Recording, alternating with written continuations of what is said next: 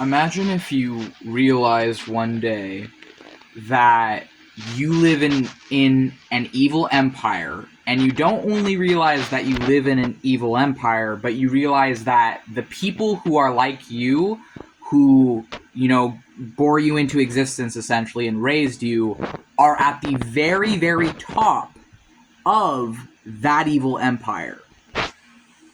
And then imagine if how this empire works is there is two options.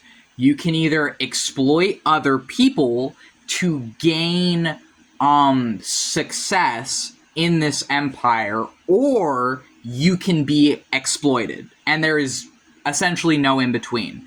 Your two options are either exploit other people lower than you in the social hierarchy of this evil empire, or be perpetually traumatized, abused, and exploited by the people who are willing to exploit.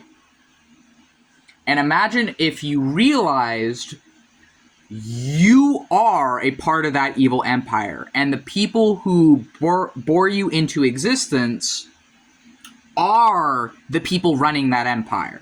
But here's the twist. They claim to be against the people who are running this evil empire. They claim to care about all these different various people being exploited with less power in this social hierarchy. They claim to be allies. They claim that they care, while brutalizing and torturing their own kids, brutalizing and torturing their spouses, brutalizing and torturing all of these minorities they claim to be allies of, historically and presently not centering, not listening, not promoting these people in media. And if you challenge them, they will turn on you and go from being wolves in sheep's clothes to just masks off wolves. And so what do you do with that knowledge?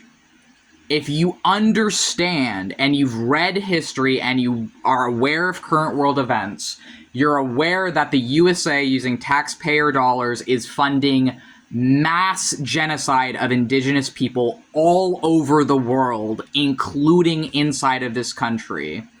You're aware that the US government was built and maintained in the genocide of indigenous people, in the genocide of what we now call LGBT people as well, in the genocide, torture, and subjugation of black people, and is built, ran, and maintained in the blood and exploitation of those who have less privileges under systemic oppression. What do you do with that? So this is something I've been asking myself every single day since I've been grown aware of these things. This is something I've asked myself really every day since I first read A People's History of the United States by Howard Zinn. And I don't know. I don't know what to fucking do about it other than stay aware and plot.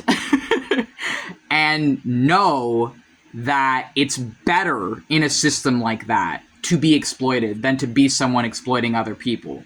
It's better to be abused than to be an abuser, if those are the only two options in an inherently abusive system built, ran, and maintained in torture.